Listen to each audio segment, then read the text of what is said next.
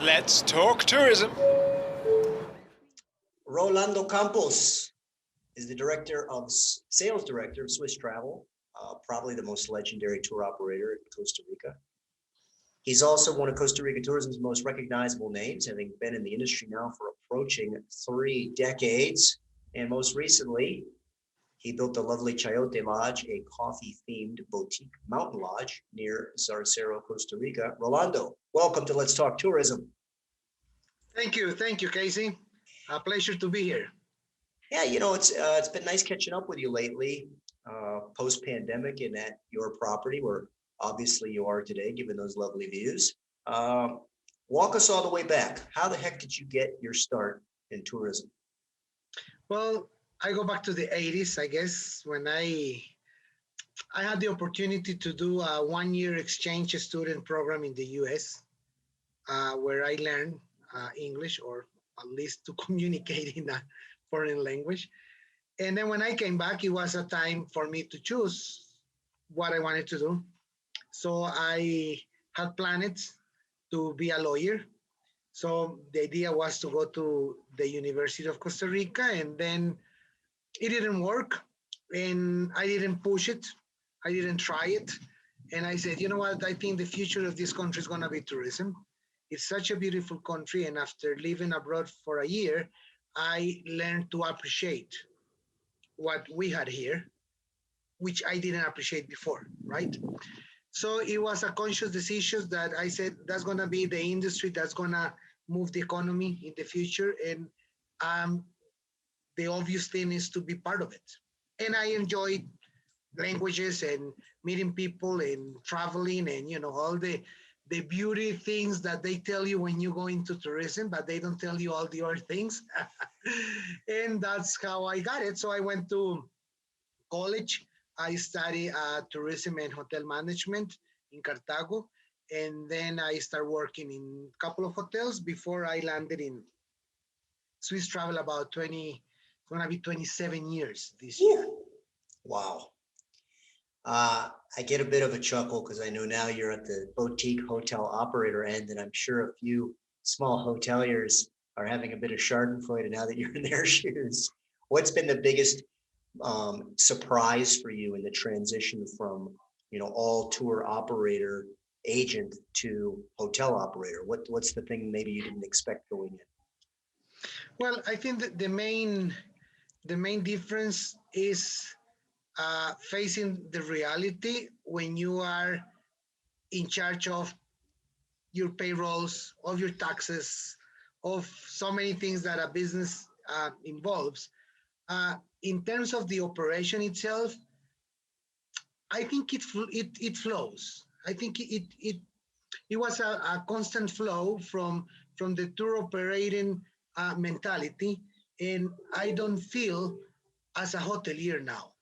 I still feel like an agent, as an agent. Mhm. I still feel in the travel business, not in the hotel business, and I still go around the experience and what's the theme of the lodge and why people travel, why was my promise for them to stay here, and that kind of thing. But um, of course, you have the differences that apply to each industry, to each specific job.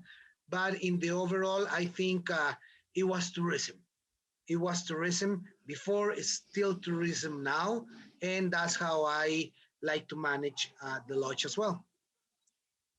Approaching 30 years in the tourism industry in Costa Rica, you're one of the elder statesmen now. I mean, you've seen tons and tons of change. We've probably gone through 3 or 4 iterations now in terms of the generations of tourism, the evolution.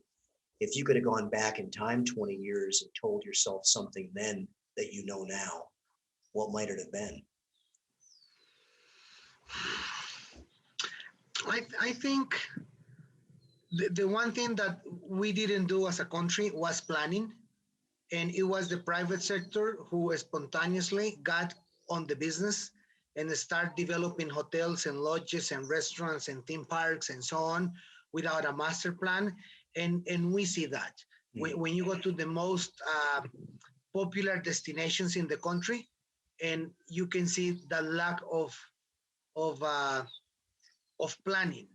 You go to some of the most important destinations of the country, and there is no sidewalks for tourists to walk. And that's like, okay, where's the mayor? Mhm. Who plans here? And that's, I guess no one knew. No one knew what the future was going to be like and how important the travel business was going to be in Costa Rica and how many jobs that was going to create and how much money was going to fund to the general budget of the country and so on. And still, I still believe that we still lacking that planning. And before the pandemic, we were already we were already seeing problems in the most important destinations of the country. We were already reading comments from clients not happy about their experience, hmm? Because of the volume, because of the number of people, and so on.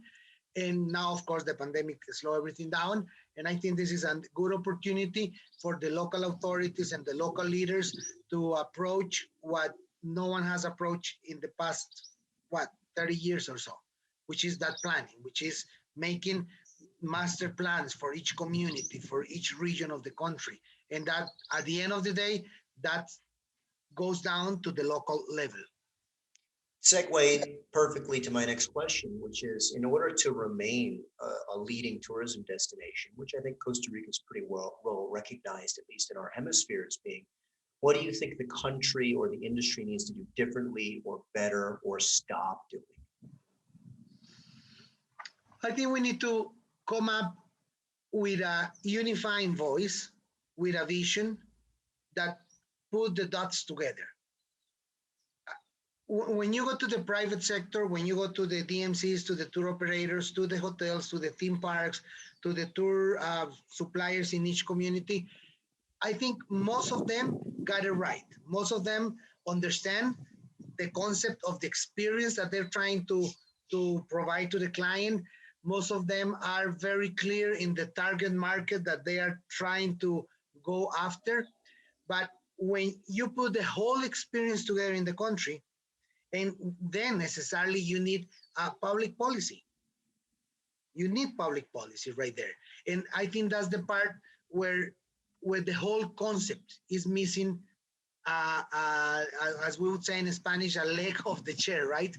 And somebody, I think, has to come up with that unifying idea, which is not easy here. And it's not easy because the product is so different. You go from the very high-end, super luxury product to bed and breakfasts, to youth hostels. And both are important for the economy, and both are important for the brand of the country. I don't think one would survive without the other one for so many different reasons. So who can understand both and who can be the voice of both? When every one of the actors try to push its own way and get things solved for their side, which you cannot blame. That's of course what everybody tries and needs to do at some point.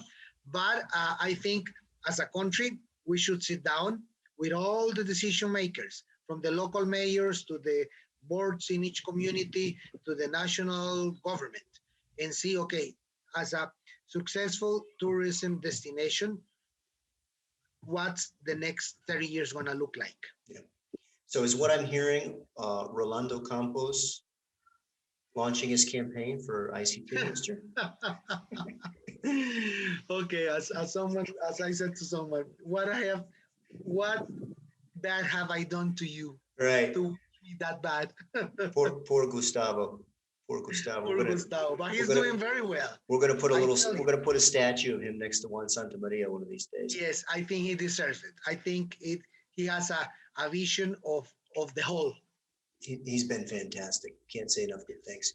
Hey, on the public-private policy front, I've seen you have been in the media quite a bit lately, speaking on behalf of the industry. What do you think it is that, what is it about tourism that is so misunderstood by the government, the banking institutions, and maybe even the general public in Costa Rica? Because for us who've been in the industry forever, it's a little bit stunning at the complete disconnect when it comes to domestic PR. meaning like people just have no clue at how big the industry is or how much it employs, or where do you think the disconnect comes from, or what are the misconceptions? Well, first I would like to say that I'm not speaking on behalf of the industry, but I'm speaking from the industry, on my own personal voice and my own personal views. Um, what's missing? I think, Casey, the the fact of being so many actors in the industry and so different one from the others, we don't even know who is in the industry, Yeah. right? I mean, what's you have a hotelier of 5 star in Guanacaste who owns a luxury property, whose guests come on American Airlines flight, who goes through immigration and customs in the same airport, of the guy that is coming to a youth hostel in La Fortuna. And that youth hostel has an owner, but that owner will never sit down with the owner of the Guanacaste hotelier because they don't know each other. And the realities are so different. What they need are so different from one side to the other. And what I said before, then people will try to push their own way to get their own answers. And as a whole, we're missing that fact. And it's always been like that. It's not new. It's now with the pandemic, maybe it's more noticeable, but it's always been like that. I mean, you are also in the travel business. You're in the tour operating side, and you travel this country from north to south, from east to west, and you've met hundreds throughout the years of property owners, of managers, of and they there is not an unifying line. And why? Because the product line is so different.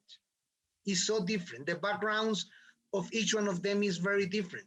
But if you move to another industry, if you go to the coffee, if you go to the rice production, if you go to the sugar cane, they sit down, they make a decision, they go to the government, and they get things done.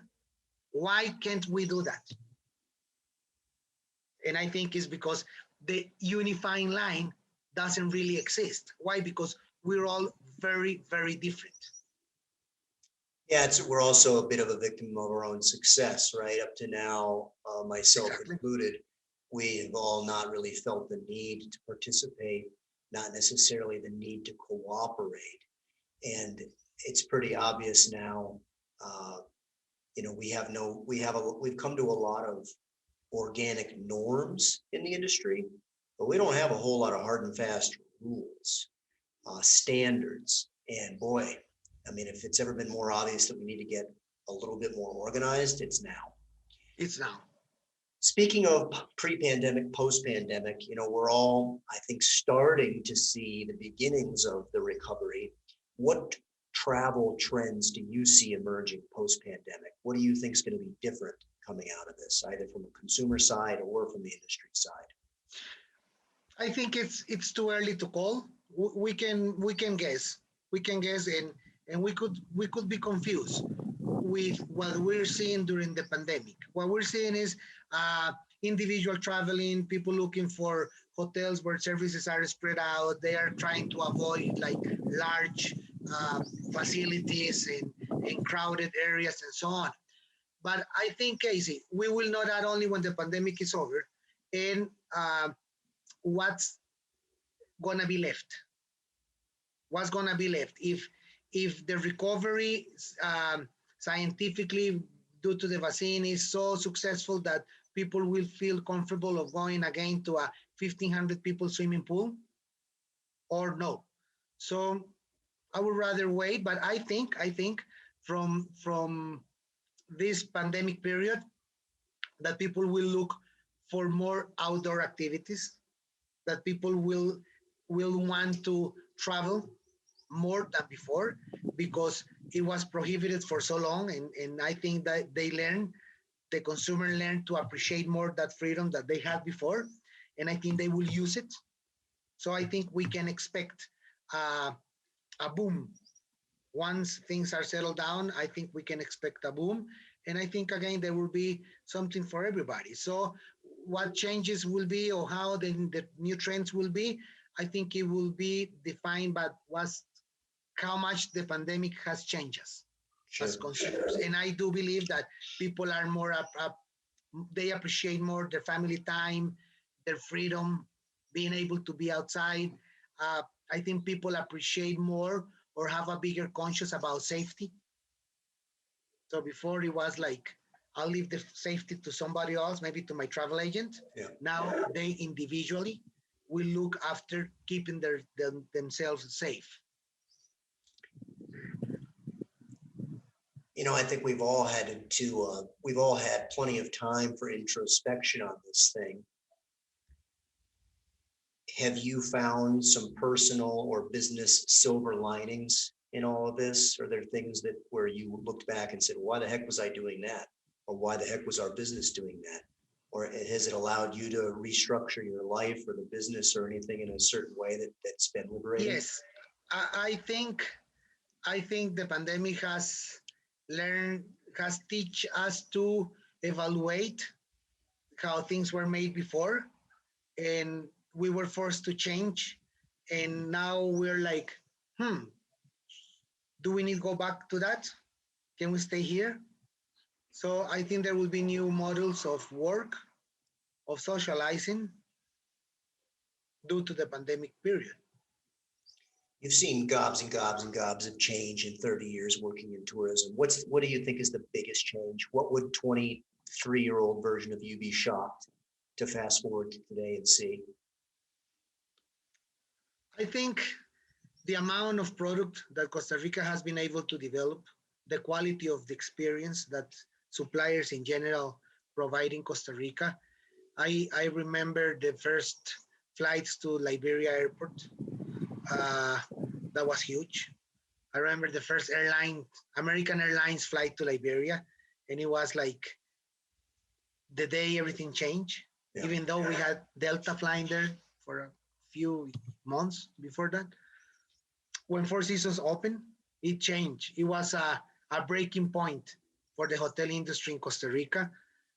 They opened a whole new segment, a whole new chapter for the country. And then after them, you saw the more boutique, small properties trying to share the same clientele, like 3 days here, 2 days there, 1 week at Four Seasons. And it was a breaking point, I think, for Costa Rica. I think that was big. The infrastructure was big. I remember, for example, Casey, when we didn't have the bridge in the Tárcoles River and going to Jaco, you have to cross by boat that river. That was big. When we had only basically Tamarindo Diria and Flamingo Beach at the two properties in Guanacaste, and there was nothing else. So yeah, I think we have seen a lot, and to the good in most cases. And when you see the number of people that are dedicated to the industry that are now going through hard times, not easy, but the what the industry has provided to Costa Rica, I think is really really big. Aside from nostalgia for the good old days, and maybe when a casado lunch was mil colones, roughly $2 or $3. Are there any things that you miss or you're concerned might get lost in Costa Rica's basically year-on-year endless growth up to now? What are you concerned, might be fading too quickly or what if we lose might never be recovered? I think if we lose our capacity of being good hosts, of being friendly, of making our visitors feel at home, that genuinity, then I think we can be in trouble. As long as we preserve that Costa Rican character, I think we're safe. And it's only just a matter of waiting for this to go over and getting clients back. Bec- I'm sure you've been able to travel to many other places around the world. And it's very interesting when you get to a country, I call them museum countries. They're so beautiful, but you're just like admiring them, right? When they come to Costa Rica, they feel part of it. And this is not a sales speech, it's what you hear from the people. They feel welcome, they feel part of it. And not every country has that capacity. And that has to do with our history, with our education system, with even from the time of the colonial times. How different was that Spanish era in Costa Rica to the rest? And why are we the way we are? And why tourists feel welcome? Genuinely, they feel welcome. So, being a life destination and not a museum destination. If we lose that, if we lose that, I think we'll be in trouble. Why? Because all the rest of what we offer is not unique. You have volcanoes everywhere else, or in many other countries. You have beaches and rainforests and culture and you name it in the rest of the region, in South America, Central America, and if you go farther, even more rich. Uh, but that character of the destination is still here, still there. What are we doing to not lose it? I don't know. I don't know. It's not easy. It's not easy as a nation to approach that and to understand. First, to understand that because you don't want to fake it. It has to be real. I lived in Panama on and off for about 7 years and had a small hotel down there. And Panama and Costa Rica, while sharing a border, are maybe two of the most different countries in Central America, and they almost don't even resemble each other. Um, what struck me in the many differences between Costa Rican tourism, Costa Ricans, and Panamanians, Costa Ricans have such an intense pride in their small town of where they were from.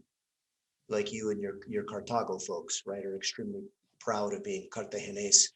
Whereas in Panama, because everything was so city and canal dominant, it seemed like Mm-hmm. everyone has to leave their little hometown and move to the capital to make a buck.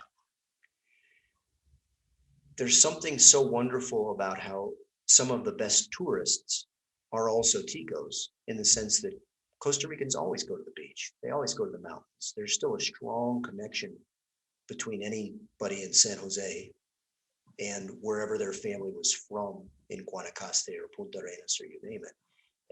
I sense that that's very unique in Latin America is pride in the countryside. Do you get that sense when you're traveling around Latin America that Costa Rica and San Jose city folk aren't that different or one generation away from maybe their grandfather in the campo? I think one of the ways that we can explain or understand what you're saying is that distances are short here. So yes, your parents or your grandparents left that countryside, El Campo, and they moved to the city, but the connection is always there, and the values are always there. How much has that changed? I'm sure it has. It has even changed here in the countryside. Sure. I live right in the middle of a very small village, and what this was 20 years ago, 30 years ago, 40 years ago, the way how we grew up, how we play in the neighborhoods, and now is different. Now it's different. But as long as we get to keep the essence of what we are as a society, because there are values that define us. Hmm? If we share those values, if we pass them on to new generations, we will keep that essence that has made the success story and the ones where it's not successful too of our country. But it has to be promoted somehow. And I'm afraid, Casey, now with technology, when you see the new generations with their video games and their earphones and they don't talk to their neighbors and they don't play in the neighborhood and I don't know what's going to be in 20, 30, 40 years like. It's interesting. Uh, you've traveled the world quite a bit for the trade show circuit. You've promoted Costa Rica in an official capacity. When you're traveling around, going to these trade shows, talking to people in other countries and travel agents who know the world, what do you think the general impression of Costa Rica is? I think it's positive. I think we have a good brand. People know us. People respect the country. Uh, Still, they respect us for things that are pretty much made in the past, right? And now it's nature. It's our national park system. What, let's say, is the cherry on the cake, uh, and that's something to that's a wake up call. That's a wake up call on our sales speech as a country. We're talking of things that happened 50, 60 years ago.